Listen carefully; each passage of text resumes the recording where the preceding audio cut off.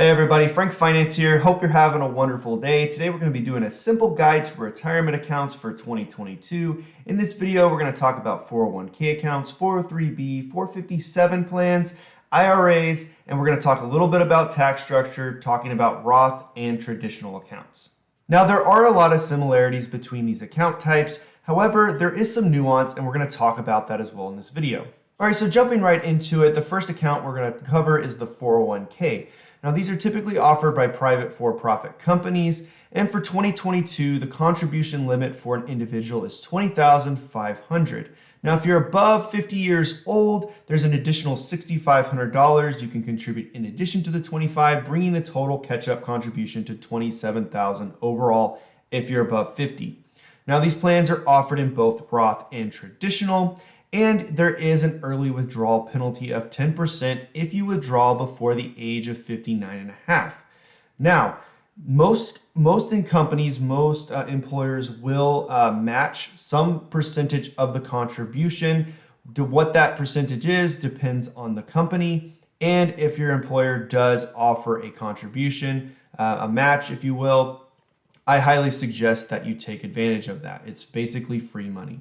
If you like this content thus far, please hit that like button. I do videos on personal finance, investing, and stock analysis. So if you like that type of content, please consider subscribing. Now back to your content. All right, next up we have 403b accounts, which are very similar to 401ks, at least at face value from the viewpoint of the employee. Now, the employers that offer these types of accounts are nonprofit and government entities. The contribution limit is the same as the 401k for 2022, set at $20,500. Now, if you are above age 50 or older, you can donate or contribute up to another $6,500, bringing a total up to $27,000. Now, these plans are offered in both Roth and traditional, but it depends on your employer and what they're offering. And if you decide to withdraw before age 59 and a half, there is an early withdrawal penalty of 10%. And in these plans, typically your employer will make a contribution of a percentage or a match up to a certain percent of your annual income. Next up, we have 457b plans, which are offered by nonprofit and government entities, much like the 403b plan. Often you will see 457b and 403b plans offered in the same benefits package, and we'll talk about the benefits of that later on. Now, the contribution limit for 457b plans is $20,500 for 2022, and if you're above 50 years old, that is increased to $27,000 for 2022. Now, the thing that is different about 457s from 401ks and 403bs is that contribution limit is the total between your employer contribution and the employee's contribution. So please keep in mind, if your employer is contributing to the plan, make sure you don't put in too much money that would reduce theirs. So if you put in, your employer total could put in $10,000 for the year, make sure you don't put in more than $10,500. If you do, that's going to bring down how much your employer can contribute, and you're just losing again out on that free money. So that's one thing you do need to be aware of. Now, these plans are offered in both traditional and Roth, and the special thing, another special thing on these accounts is that there is no withdrawal penalty, early withdrawal penalty, unless you bring money from another retirement account like a 403b into this account. Any of that money will be subject to the early withdrawal penalty.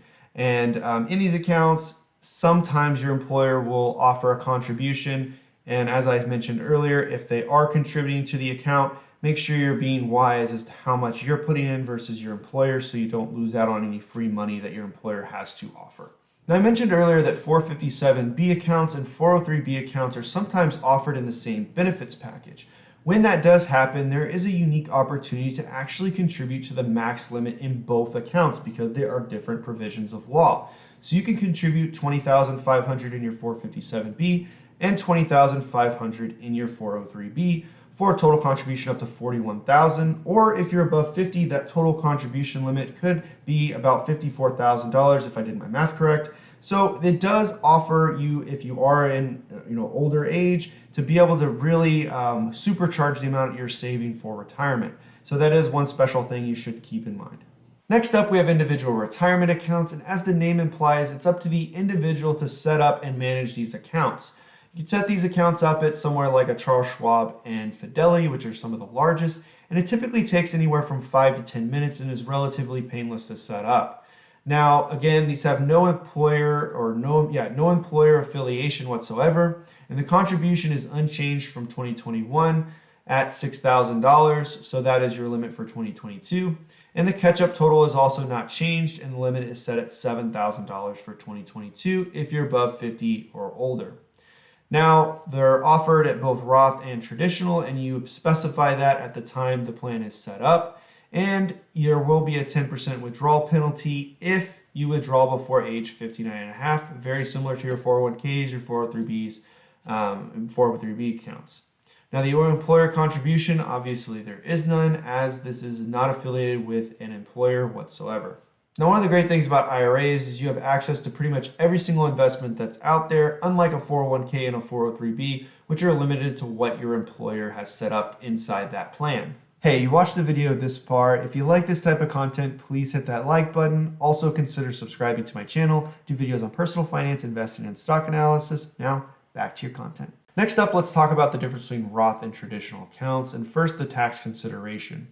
Now, Roth is when you make a contribution into account and you've already paid the taxes on the contribution. Now, any growth inside that account here on out is going to grow tax-free. So essentially that account is non-taxable at that point. And because of that, the government doesn't require you to make any distributions anytime in your lifetime while that account is open. Moving over to traditional, these contributions are tax deductible for the year that they are put in, but when they are withdrawn, they are taxed at ordinary income, both the principal and the growth on the account. And because there are taxes tied to the balance on that account, the government does require required minimum distributions starting at the age of 72 for people who have these accounts. So you're probably thinking to yourself, okay, great, what do I do with that information? Should I choose a Roth or a traditional? Well, it really depends on your individual situation and what you think is going to happen in the future. Now, two things to think about at a high level are, do I think I'm going to be making more money in the future or less money in the future? And that can help contribute to whether you choose Roth or traditional. So with Roth accounts, do you want to be thinking about, are tax rates going to be higher in the future? If so, Roth paying the taxes now would be more beneficial. Or do I think I'm going to have a higher income in retirement, in which case I would be taxed higher? Roth would be a good choice for you as well. On the flip side, on the traditional side, if you think taxes are going to be lower in the future, you would probably choose to have a traditional account. Also, if you thought that your income is going to be lower in retirement, which a lot of people are, people also choose traditional retirement accounts. But that doesn't mean you have to choose one or the other. In many cases, you can do different types of accounts, some being traditional and some being Roth. In which case, at retirement, you have options to pull from the different accounts depending on what is happening in those tax years and giving you the increased flexibility, also not putting all your eggs in one basket, as we cannot predict what is going to happen with policy into the future and what is going to happen. Now, throwing up a comparison chart, I wanted to go through some highlights. Now, I mentioned earlier that if you have a 403 and access to a 457 plan, you can actually contribute to both the 403b and 457 for a max contribution up to $41,000 if you're below 50 and $54,000 if you're above that. Now, an IRA is super powerful as you have options against all types of investments versus being limited to whatever the employer has specified for you in these other three accounts, the 401k, the 457, and the 403b. The other thing that I wanted to highlight is in those 457 plans, you don't have that early withdrawal penalty and you're not set at a certain age. So these are things that you want to consider. Now, one of the things I want to remind people is you don't always have access to every single one of these plans, and rarely people do.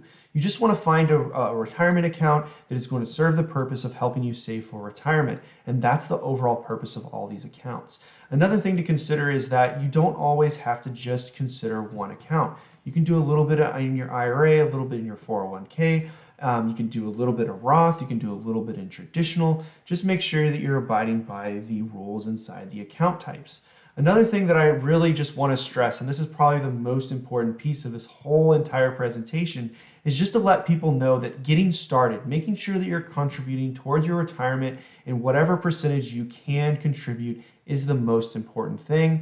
The second important thing is time and dedication. Keeping those things, continuing to contribute to these accounts over long periods of time is going to add the most benefit for you and have the most bang for your bucks. If you like today's video, please hit that like button. If you like this type of content, please consider subscribing. I do videos on personal finance, investing, and stock analysis. My name is Frank Finance, out.